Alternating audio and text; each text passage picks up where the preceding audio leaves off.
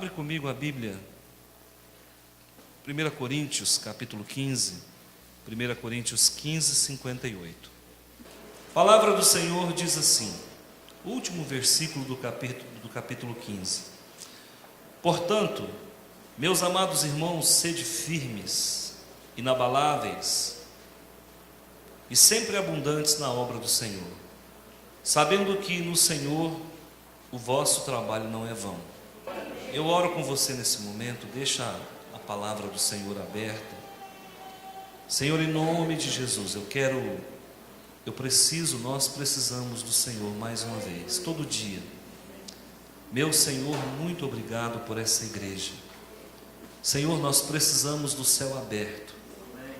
Pai, dissipa toda a treva, todo espírito de dúvida. Senhor, dissipa todo bloqueio, toda energização contra a tua obra caia por terra, todo dardo inflamado. Senhor meu Deus, não vale encantamento. Senhor meu Deus, não vale paredes de orgulho, não vale ceticismo. Aqui nós queremos a comunhão, a graça do Senhor. Nós precisamos da tua presença. Todos nós aqui, Senhor, precisamos ouvir o Senhor falando. Inclusive eu preciso ouvir da parte do Senhor para transmitir essa mensagem nesta noite. Por isso quebra, Senhor, toda barreira, toda cadeia, todo mal. Senhor, aquece os nossos corações, como o Senhor aqueceu o coração de João Wesley naquela rua, como o Senhor aqueceu o coração daqueles americanos na rua Azusa, como o Senhor tem aquecido ao longo da igreja, da história da igreja, através dos avivamentos, o coração do teu povo. Obrigado, Senhor, em nome de Jesus. Irmãos, eu vou falar sobre vida plena. Quero falar sobre isso, mesmo diante das adversidades, mesmo diante das dificuldades. Nós que estamos na liderança de igreja, nós ouvimos os problemas de todo mundo. Eu acabo sabendo das dificuldades de muita gente aqui. Quando a gente não sabe pela boca da pessoa que está sofrendo, fica sabendo pela boca de outra pessoa. Mas eu sei que todos nós passamos por aflições, muitas. Tem pessoas que são afligidas praticamente o ano inteiro. Basta nós termos um problema na família e a aflição não se aparta de nós. Basta nós não conseguirmos sair de uma dificuldade financeira e a aflição não se aparta. Problemas de saúde, problemas de vícios, problemas conjugais.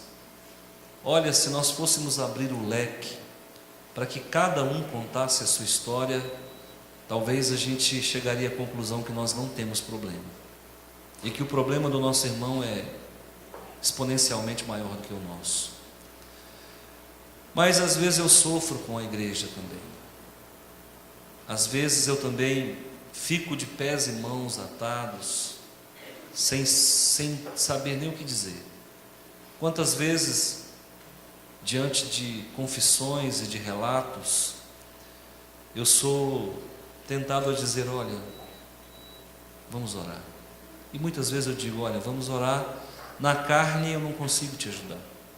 O teu problema realmente ele é diferente, é original, eu não tinha me deparado com um problema desse. E eu quero falar que é possível, irmãos, pela fé, mesmo vivendo os problemas mais terríveis da vida, é possível ter uma vida plena. Olha, a nossa vida ela é assim, cheia de muitos desafios, cheia de muitos impossíveis, como cantou aqui a Jamie, conquistando o impossível. E conquistar o impossível, irmão, nem sempre é conseguir aquilo que a gente quer. Conquistar o impossível, às vezes, é conviver com o problema e mesmo assim ser feliz, mesmo assim conseguir sorrir, mesmo assim conseguir administrar as dificuldades. Eu tenho aqui a vida de 4 homens que me chamam a atenção nessa noite, eu quero falar sobre elas. Mas o versículo 58 aqui de Coríntios está falando para a igreja, uma igreja muito espiritual, mas também uma igreja muito problemática. A igreja de Corinto, ela era uma igreja cheia de dons, tinha muitos dons, uma igreja onde os dons de língua se manifestavam, os dons de profecia, mas também era uma igreja afligida por pecados dos mais variados matizes. E aqui o apóstolo Paulo, chamando os crentes daquele lugar de meus amados irmãos, ele começa então no versículo 58 dessa forma, dizendo: olha, sejam firmes, inabaláveis. Nós podemos até balançar, mas nós não vamos cair. Eu não sei qual a dificuldade que você tem, qual a luta que você está vivendo, mas olha, saiba de uma coisa, fica firme, porque junto com você, milhões e milhões de pessoas talvez passam pelo mesmo problema e não joga a toalha. Ontem, eu pesquisando na internet, eu fiz algumas descobertas. Os países em que o índice de suicídio são maiores, e pasmem, os países mais ricos, os países onde as pessoas têm mais estudo, onde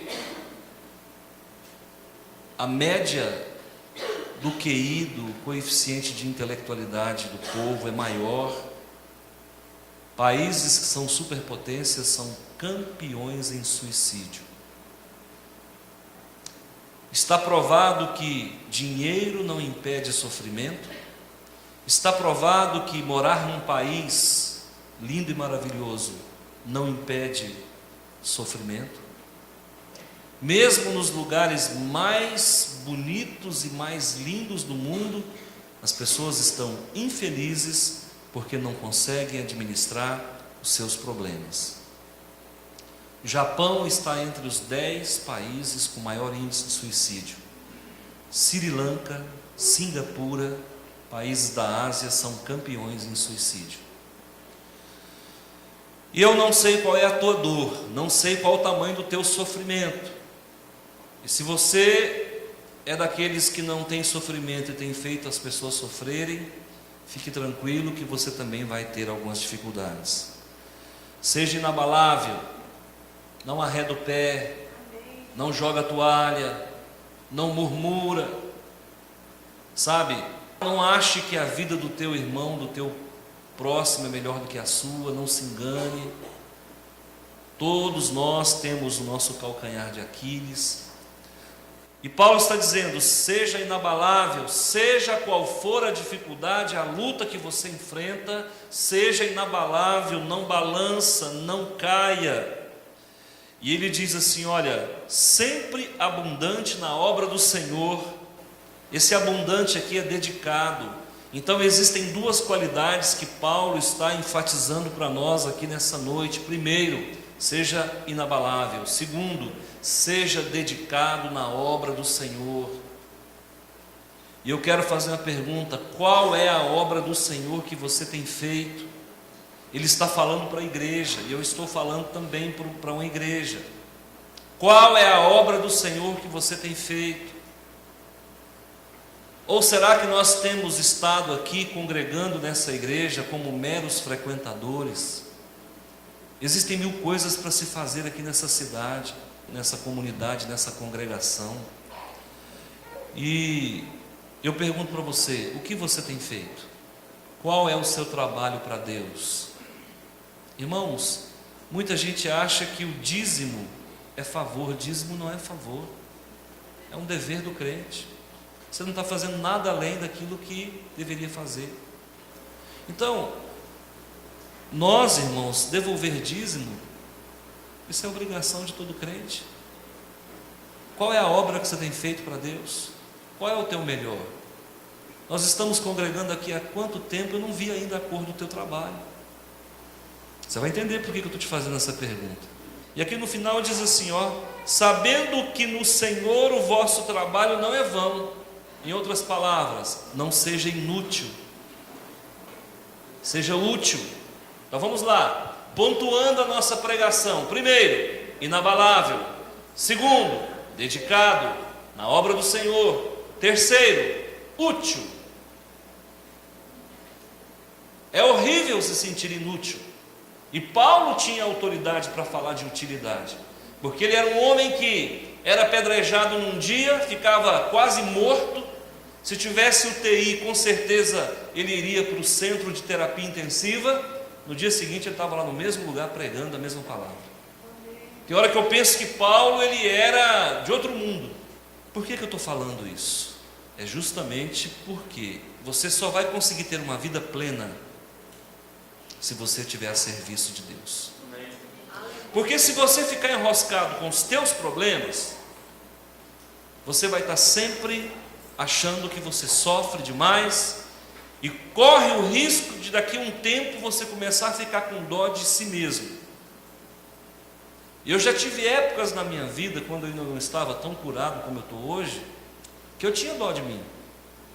Irmãos, e é legal ter dó da gente. Você começa a achar que você é bonzinho demais e que você, ai, como ele sofre. Quando a gente não trabalha para Deus, a gente dá trabalho para Deus. Duro ouvir isso. E a vida plena, ela só é possível quando você desenvolve uma vida de altruísmo, quando você se esquece dos teus problemas e trabalha para o problema do outro. Provado e comprovado está que quem cuida dos necessitados sofre menos. Provado e comprovado está que quem cuida dos necessitados não tem tempo para ter depressão.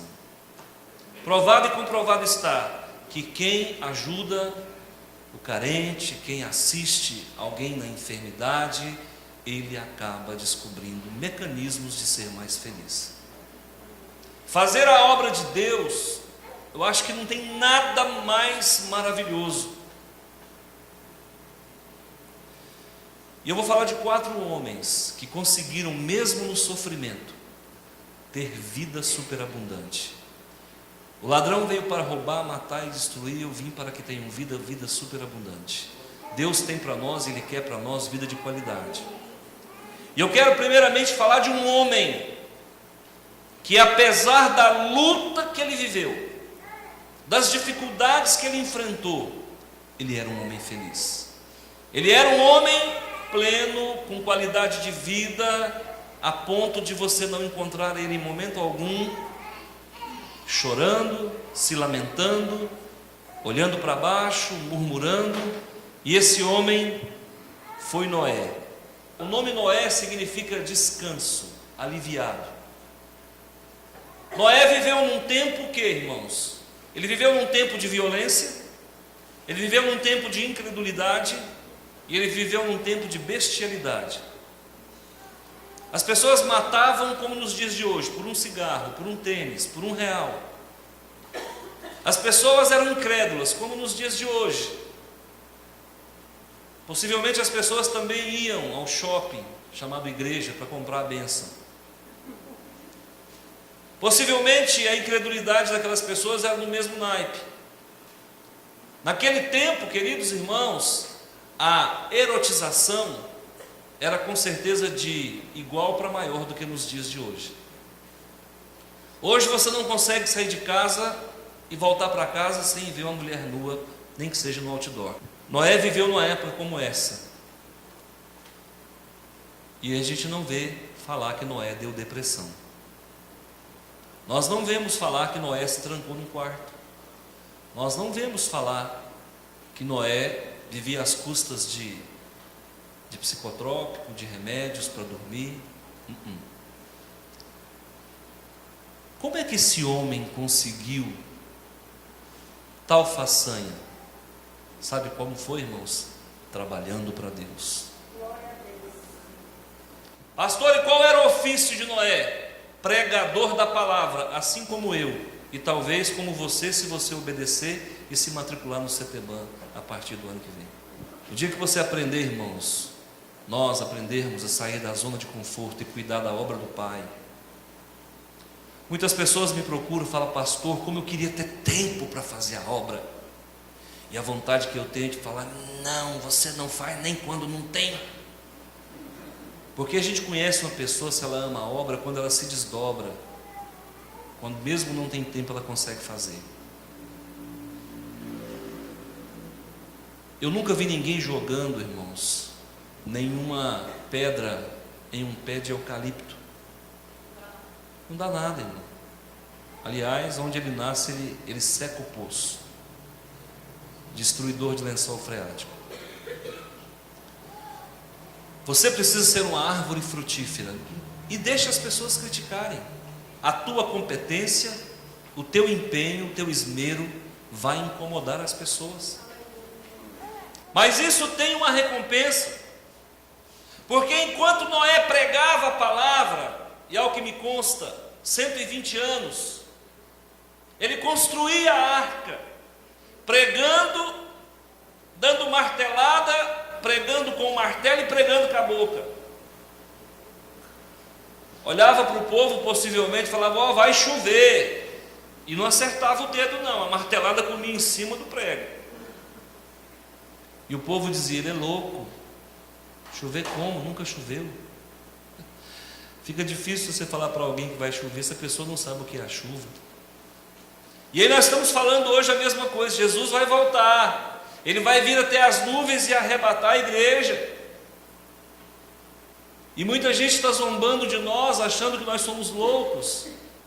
Jesus está voltando. E nós estamos aqui pregando. Jesus está voltando, dando martelada, pregando a palavra de Deus e trabalhando e cuidando, porque Ele está voltando mesmo. Foram 120 anos. Alguns teólogos brincam que foi o pior pregador da história. Ninguém converteu. Você já imaginou você pregar 120 anos e não converter ninguém? Eu em 10 anos não consegui algumas façanhas em Cristo Jesus. Esse moço pregou 120 anos e o povo passava por ele, balançava a cabeça e falava: é louco, esse velho é louco. Esse homem viveu 950 anos, longevidade. O seu pai era Lameque, descendente de Sem, tinha pedigree, tinha família, a árvore genealógica das melhores possíveis. Não tinha nenhum caso de loucura na família e ainda assim foi taxado de louco. Construiu uma arca e depois ele me pega os animais aos pares e coloca dentro dessa arca. Quando ele fecha então a porta, Deus lacra a porta, e aí é como disse a palavra: haverá choro e ranger de dentes. Onde estão os pregadores da palavra? Onde estão os pregadores? Muita gente está sentada aí, irmãos, tem dom de pregar. Muita gente está sentada aí, tem dom de evangelizar, tem dom de orar, tem dom de cantar. Nós precisamos de gente aqui para trabalhar. Eu não vou na sua casa te requisitar, você fique tranquilo. Eu jamais vou adular você para trabalhar. Depende de você. Você quer fazer a obra de Deus? Vamos lá. Porque se você não quer, eu estou fazendo. O meu tempo vai vencer, eu vou subir, vou me apresentar diante do Senhor dos Exércitos, possivelmente entre uma bronca e outra por alguma coisa errada que eu fiz ainda sobra um galardão. Preguei a palavra, falei que Jesus estava voltando, falei a verdade, doa quem doer, estou cumprindo o meu ministério. Daqui a pouco eu passo o cajado para alguém, me aposento, serei promovido para o segundo andar. Então, irmãos, fiquem tranquilos. Pastor, eu quero ser muito abençoado. Abençoe. Abençoe. Irmãos, infelizmente é uma troca. Até com Deus é uma troca, no bom sentido. Deus é fiel para com quem é? Pedi, dar-se-vos-á, mas você tem que perdoar para ser perdoado. A Bíblia é muito clara: quem não perdoa não recebe perdão. Muito será pedido aquele que muito recebeu. Quanto mais Deus investir na tua vida, mais Ele vai cobrar de você, no bom sentido. Noé era um homem que tinha ligação direta com Deus, afinal de contas ele era descendente de Sete, afinal de contas ele era descendente de Lameque, de Matusalém, de Enoque. Sabe qual que é a fofoca gospel que corre no meio teológico? E eu não tenho como provar, porque para provar isso eu vou ter que fazer uso de apócrifo, mas eu vou falar, e você não tenha isso como verdade absoluta, apenas como uma conjectura. O livro de Enoque é um apócrifo. Apócrifo significa oculto. O livro de Enoque não entrou no cânon. No nosso cânon não tem livro de Enoque, nem no cânon da Igreja Católica também não tem. Mas o livro de Enoque, queridos irmãos, ele fala que o que tinha acontecido no tempo de Noé. Isso é o livro que fala, tá? Alguns anjos deixaram o seu estado original e passaram a morar com as mulheres da terra, e tiveram filhos gigantes, chamados Nefilins, Anaquins. Uma coisa é certa, os homens gigantes existiam. Prova é que Golias, que lutou com Davi, tinha 3 metros de altura, e Golias não era um dos maiores. Então há relatos históricos, arqueológicos, de que realmente os gigantes existiram. E há essa conjectura, essa possibilidade de que no tempo de Noé existiam homens híbridos habitando entre a população, homens que eram filhos de um relacionamento sexual de anjos com mulheres. Quem assistiu aquele filme Cidade dos Anjos, lembra? Aquela história baseada no livro de Enoque. Então aquela história conta de que um anjo se apaixona por uma mulher, e ele teve a opção de abrir mão da sua condição, do seu status angelical, e se materializou em um corpo humano e passou a viver como um homem, tudo por um amor. Coisa linda, né? Coisa linda que desagradou a Deus, se for verdade. Noé vivia nessa época, pregou a palavra enquanto viveu, e era um homem que andava com Deus, era um homem reto e justo, e era um homem que se tornou o nosso pai. Nós estamos mais para filho de Noé do que para filho de Adão, porque da descendência de Adão só sobrou Noé, todos morreram. Nós somos descendentes de Noé antes de ser descendente de Adão, e hoje pela fé somos descendentes de Abraão e de Jesus. Amém? Quero falar de um outro homem também que foi pleno em felicidade, um homem chamado José. Se você pegar a história de José, irmão, não tem espaço no currículo vitae desse homem para mencionar tanto sofrimento. Ele era o 11º filho. Você já imaginou você ser o 11º de 13? Só perde para o caçulinha e para uma irmã chamada Diná, que foi estuprada. Esse José era um sonhador, e tudo que ele queria, irmãos, é vencer na vida. Alguém quer vencer na vida aqui? Levanta a mão. Pouca gente, né? Queria vencer na vida, queria ser importante, e ele teve um sonho que a gente não sabe bem se foi um sonho ou se foi uma revelação. Para os irmãos foi um pesadelo, onde os irmãos se curvavam diante dele, onde a mãe dele se curvava diante dele, e onde o pai dele se curvava diante dele, e ele era tão serelepe que ele falou isso no meio de todo mundo. Porque um negócio desse, irmão, que diminui os outros, se a gente tiver que contar, conta para um só. Não, ele soltou assim para todo mundo, para a família inteira. Todo mundo ali assistindo o Fantástico e vai e me solta uma bomba dessa. Sabe o que aconteceu? Os irmãos mais velhos falaram: vamos pegar ele. Primeiro, quando o pai ia fazer uma roupa especial, né, um terno Pierre Cardin, a primeira coisa que o pai fazia era dar para esse filho, porque ele era o filho querido, era o Dodói de Jacó. Quando foi um dia, arrumaram uma cama de gato para ele, porque ele era o dedo duro, delator, mas era sonhador. Não é isso? E aí, irmãos, pegaram esse menino, na calada, jogaram dentro de uma cisterna.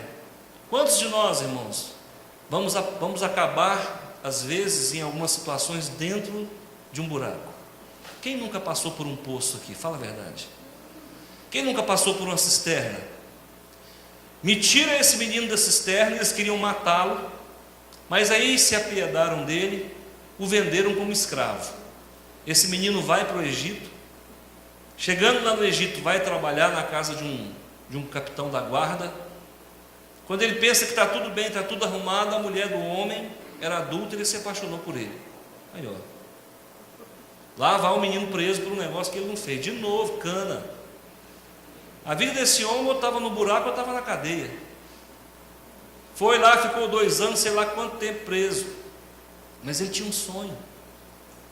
Ele era uma pessoa que acreditava nas loucuras que ele falava. E sabe por que o diabo muitas vezes ele é vencedor sobre nós? Porque ele acredita nas mentiras que ele conta e ele acredita nas maldades que ele faz. E nós, que somos cristãos, não cremos no Deus ao qual servimos. E não servimos ao Deus ao qual cremos. Muita gente não crê no Deus que serve, e muita gente não serve o Deus que crê. E aí acaba virando nada. E nada flui, e nada acontece. Quantas pessoas eu vou orar, eu ponho a mão na cabeça e eu sinto a glória de Deus descer. E tem alguns que eu ponho a mão na cabeça e não sinto nada. E eu fico pensando, é comigo ou é com ele, Senhor? Quem é o problemático aqui no dia? Não, de repente sou eu. E o que tocar para mim, não é meu. Mato no peito e conserto. A verdade é que tem gente que não tem linha de crédito com Deus. Está zerado. Está devedor. Esse rapaz, José, significa Deus acrescenta. Quantas pessoas aqui, irmãos, Deus quer acrescentar, mas não vê nessas pessoas um comprometimento, um objetivo na vida, uma meta. Se você perguntar para qualquer jovem, o que você quer ser? Não, eu quero ser médico, glória. Não, eu quero ser engenheiro, beleza. E se eu perguntar na igreja, o que você quer ser? Eu quero ser fiel a Deus até a morte. Eu quero ter medo apenas do pecado. Eu quero andar em novidade de vida. Eu quero santificar meus pensamentos. Eu quero refrear minha língua. Eu quero perdoar o meu cônjuge. Eu quero viver uma vida de integridade, de retidão, de mansidão. José é aquele que acrescenta. E sabe por que Deus acrescentou na vida de José, irmãos? Porque quando ele passou pela cisterna, ele não reclamou. Quando ele foi colocado de castigo dentro de um buraco, junto com as aranhas, junto lá com os piolhos de cobra, em momento algum, irmãos, ele ficou catando o bichinho. Ele olhava para o céu e via: um dia eu saio desse buraco. Um dia as pessoas que me martirizam vão ter que se curvar diante de mim, porque eu sou alguém que tem promessa de Deus. Aleluia. Quantas pessoas têm recebido palavra aqui nessa igreja, sai da porta para fora, deixa o inimigo colocar interrogação. Você sabe como é que o diabo trabalha? Ele trabalha colocando dúvida naquilo que é de Deus. Mas será? Será que esse pastor está certo? O Ratinho diz que não. Assisti o Ratinho ontem, ele falou que não precisa ir na igreja. Na hora que você morrer, é o seu pastor que vai fazer o culto fúnebre, não é o Ratinho não. Olha, irmão, preste atenção. Deus quer acrescentar na tua vida.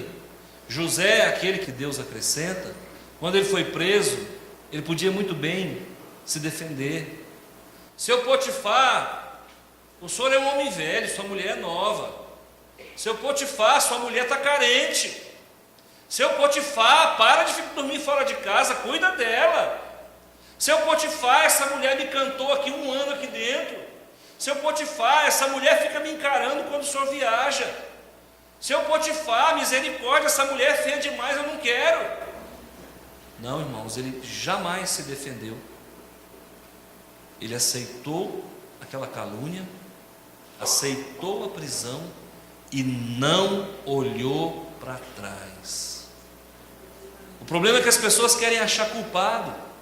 Como eu disse aqui, a pessoa sai da igreja e ela não tem a coragem de dizer: eu errei.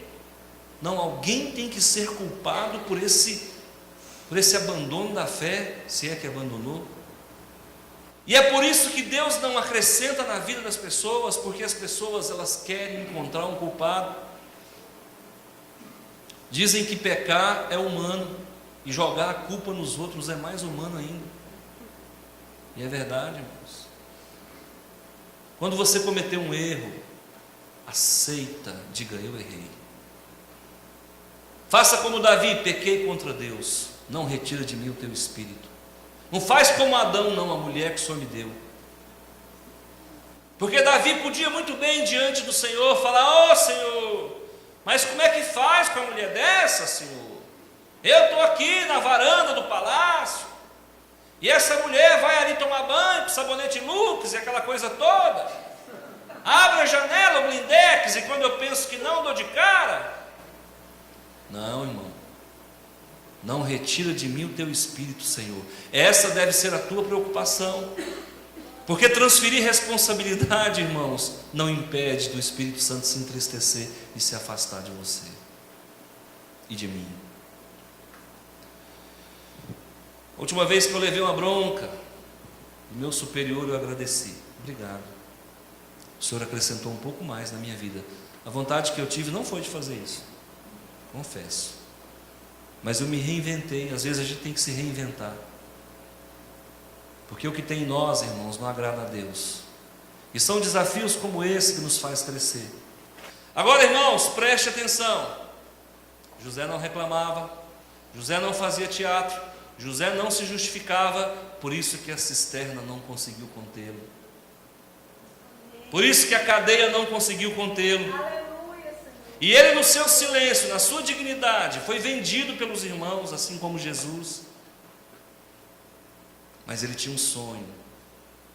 E certo dia, quando um dos presos foi redimido, na saída do preso, ele disse para o preso, falou: olha, não esquece de mim não. Quando você estiver na presença do faraó, fala de mim. Fala que eu revelo o sonho. Deus é assim, irmãos.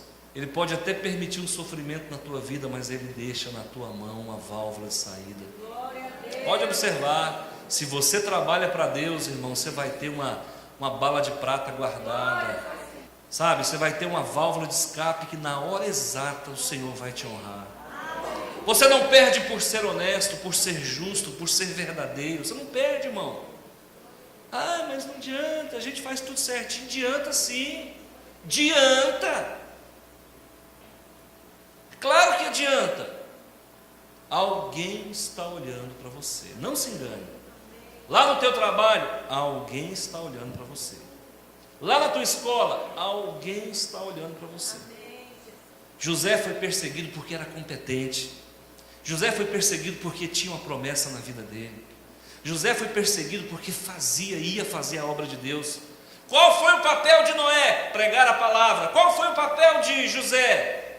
Irmão, José pegou o povo de Israel, que era um clã, que era uma família, e tirou lá do deserto e trouxe para a incubadora de Deus, chamado Egito. E ali aquela pequena família de 70 pessoas se transformou em 3 milhões de pessoas. Olha como o papel de José era importante. Um homem desse não morre. Noé morre com 950 anos, José morre com 110. Enquanto as promessas do Senhor não se cumprirem na tua vida, fica tranquilo. Você não vai morrer não, amigo. Isso parece jargão, parece clichê de filme, mas não, é pura realidade. Se Deus ainda não cumpriu os projetos dele na tua vida, fica tranquilo, amigo. Você não vai partir dessa para o melhor. Então, nós precisamos trabalhar para Deus, vale a pena. É como disse aqui o texto, seja inabalável, sabe? Pode ser florzinha de estufa, não. Tem florzinha que qualquer vento arranca a pétala. Pelo amor de Deus. Sabe, não pode ser casa feita em cima da areia, não. As pessoas vão te criticar, as pessoas vão puxar o seu tapete, não vão te entender, não vão dar ibope para você, não. Na boca do concorrente você é o profissional ruim. Na boca do concorrente a tua mercadoria não presta. Mas fique tranquilo, enquanto os cães ladram, a carruagem passa, irmão. E quem não te tolera vai ter que te engolir, quer queira ou quer não, porque aquele que vive e reina opera sobre a tua vida. Sabe, aquele José desprezado, aquele José que quase foi assassinado pelos irmãos, que foi vendido como escravo, aquele José que foi caluniado pelo Potifar, teve a grata satisfação de dar de cara com seus 12 irmãos, matar a fome deles.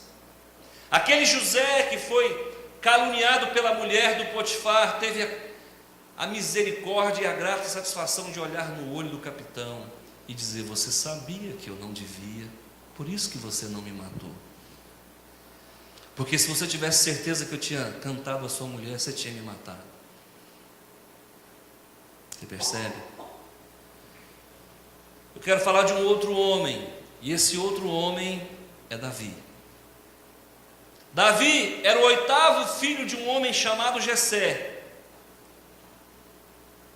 8º filho, irmãos, é o fim da fila. 8º filho e pequenininho, ruivozinho, empoeirado, lá no final, aparência nenhuma, dedo duro, ninguém gostava dele, metido. Por que todo escolhido de Deus é desse jeito, irmão? É feinho, é metidinho, está lá no final da fila. Por que Deus só escolhe aquele que ninguém quer? Verdade, irmão. O povo vai escolher um rei, escolhe o Saul, bonitão da cintura para cima, era o Brad Pitt. Está na Bíblia. Homem bonito da cintura para cima, mais do que Saul não tinha. Mas pensa num pica-fumo. Pensa num camarada mau caráter. Davi não, irmãos, ele não tinha da cintura para cima nada, e da cintura para baixo pior ainda. Mas era um homem que Deus queria usar. Porque enquanto nós olhamos, irmãos, o frisar dos cabelos, Deus olha as cordas do coração.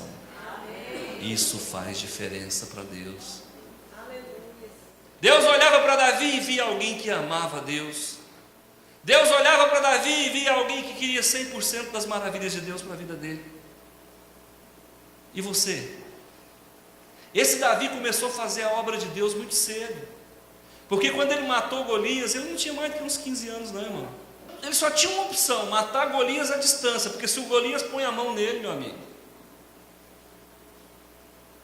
E ele tinha 5 pedras. E muita gente não sabe que era uma pedra para cada irmão, porque Golias tinha 4 irmãos. Ele falou: vou ter que matar o Golias e preparar para matar cada irmão, se eles vierem. Olha o tanto que ele era inteligente.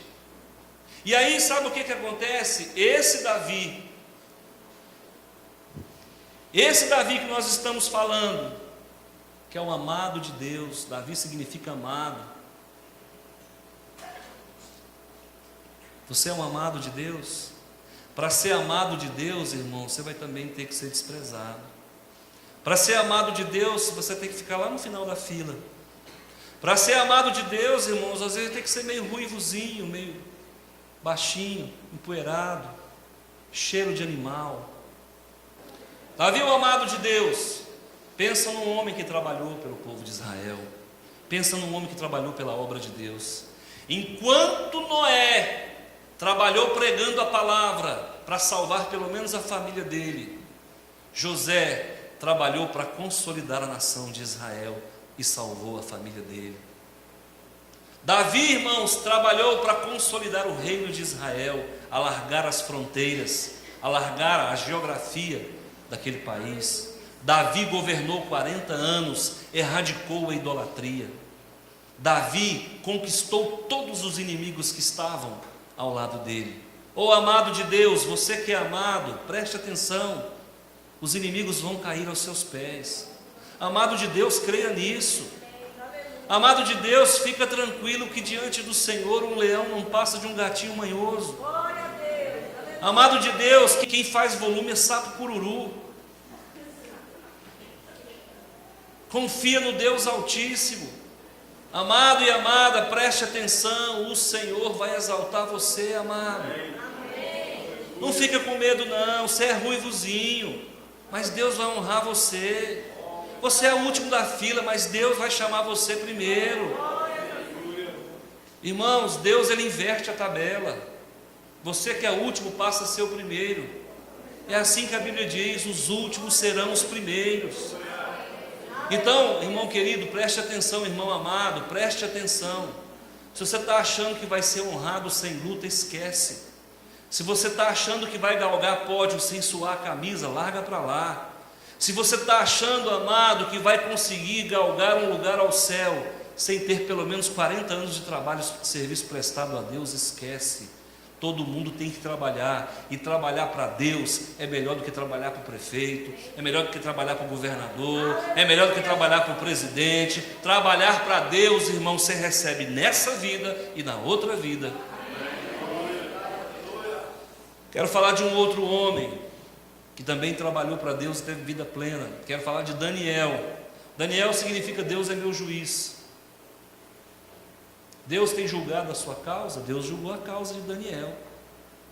Quando Daniel saiu lá de Israel e foi levado cativo para a Babilônia, e se não me falha a memória, ele foi na segunda remessa. Daniel era nobre. Ou Daniel não era pobre não, filho. Daniel fazia parte da nobreza, era menino bonito. Foi levado para a Babilônia.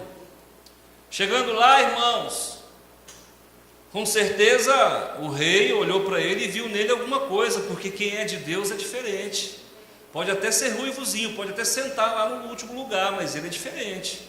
Ele brilha diante dos outros, ele se sobressai pela sabedoria, pela capacidade de falar ou de cantar, de agir, de gesticular, de se comunicar com as pessoas. É diferente, e às vezes não está na aparência, irmão, está na alma. É a alma dele que é diferente, e ela brilha, e ela perfuma, e ela cheira, e ela exala. Então, esse Daniel, irmãos, ele foi separado ali pela corte do rei Nabucodonosor, irmãos, e colocaram ele ali, dando para ele todas as iguarias do rei, mas comida, coisas sacrificadas a ídolo, ele disse: jamais. Aí o eunuco disse: rapaz, se você não comer isso aqui, você vai ficar esquelético, e você não vai ser escolhido. Ele falou: não, vamos fazer um teste. E durante um certo tempo ele só comeu aquilo que Deus autorizou, não se contaminou com as iguarias do rei, e ele foi um dos rapazes mais bonitos. Por que essas coisas estão na Bíblia, irmão? Será que é só para ilustrar? Não. Quando você fideliza com Deus, o Senhor te faz lindo e maravilhoso. E aí Daniel, Deus é o meu juiz, ele se destacou, irmãos, no governo babilônico. Ele se destacou no governo medo-persa, e todo mundo queria ser amigo de Daniel. Quando você é um homem ou uma mulher usada por Deus, todo mundo quer ser seu amigo. As pessoas querem frequentar a sua casa. As pessoas veem em você algo que às vezes nem você não vê. As pessoas querem que você coloque a mão na cabeça delas. As pessoas querem se aconselhar com você.